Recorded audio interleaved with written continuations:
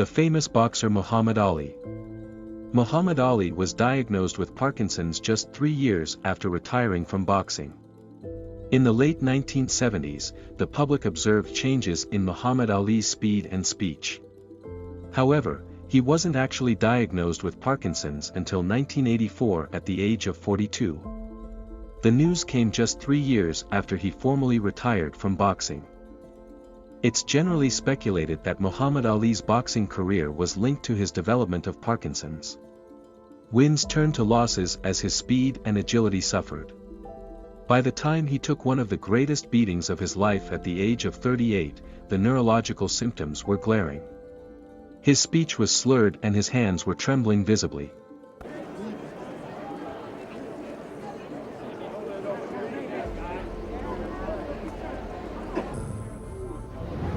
I've received my fame from being controversial. All my life, as growing up as a little boy, I always said if I could get famous, I'd do things to help my people that other people won't do. So what causes Parkinson's disease? How does it affect the body? Is there a cure for Parkinson's disease? Here are 10 things to know about Parkinson's disease. The first one. Parkinson's disease is a brain disorder that causes unintended or uncontrollable movements, such as shaking, stiffness, and difficulty with balance and coordination. It is a condition in which parts of the brain become progressively damaged over many years. Parkinson's disease is classified into different types based on its cause and age of onset.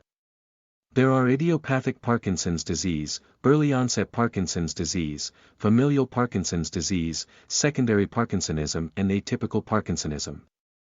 Idiopathic Parkinson's disease. Idiopathic means the cause is unknown. Is the most common type of Parkinson's disease. It affects older individuals, with an average age of onset around 60. Early onset Parkinson's disease, also known as youth-onset Parkinson's disease. It's a rare type of Parkinson's disease that affects individuals between the age of 21 and 40 or 50 years. In the early stages of Parkinson's disease, your face may show little or no expression. Your arms may not swing when you walk. Your speech may become soft or slurred, and in additional Parkinson's disease symptoms worsen as your condition progresses over time.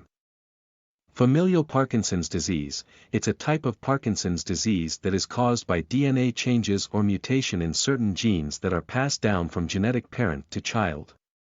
Secondary Parkinsonism. Secondary Parkinsonism occurs when symptoms similar to Parkinson's disease are caused by certain medicines, a different nervous system disorder, or another illness. And lastly, atypical Parkinsonism.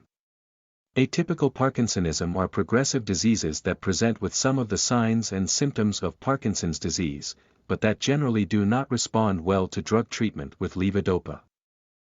The second one. The risk of developing Parkinson's disease naturally increases with age, and the average age at which it starts is 60 years old. It can happen in adults as young as 20 years old, but that is rare. It's the most common motor brain disease. Third one. The cause of Parkinson's disease is unknown for most patients. Although Parkinson's disease is associated by a loss of nerve cells in part of the brain called the substantia nigra. This leads to a reduction in a chemical called dopamine in the brain. Dopamine plays a vital role in regulating the movement of the body.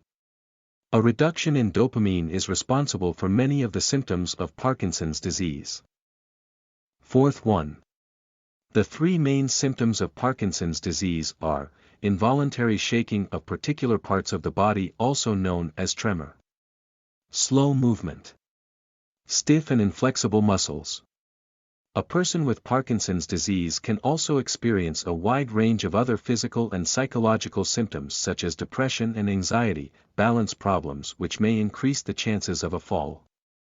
Loss of sense of smell, also known as anosmia, problems sleeping known as insomnia, and memory problems. The fifth one. Diagnosis and treatment.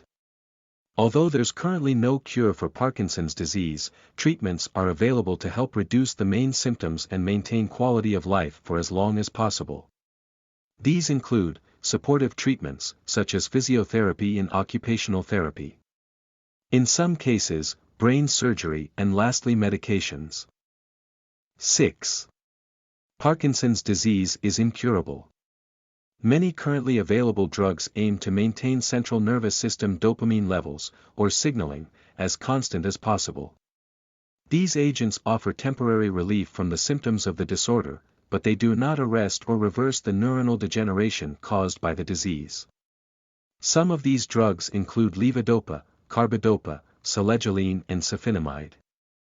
Current medications slow the progression of Parkinson's so that people with this condition can maintain a good quality of life. 7.